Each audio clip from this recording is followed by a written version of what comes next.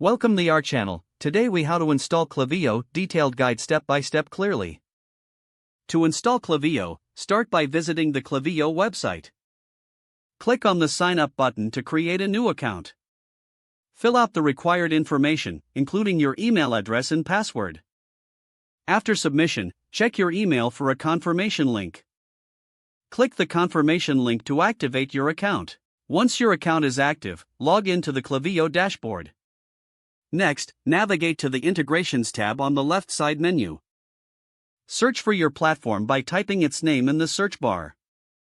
Select the platform you want to integrate with Klaviyo. Follow the on-screen instructions to connect your platform. You may need to enter API keys or other credentials from your platform. Once the integration is complete, return to the Klaviyo dashboard. Click on Lists and Segments to create a new list for your contacts. Select Create List and fill in the necessary details. Import your contacts by selecting Manage List and then Import Contacts.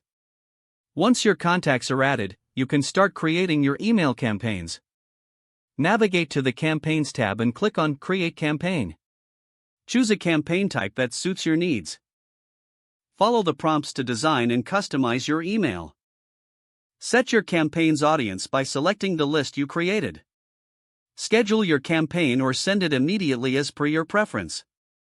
Finally, monitor your campaign's performance in the Reports section. That's how you install and set up Klaviyo for your marketing needs.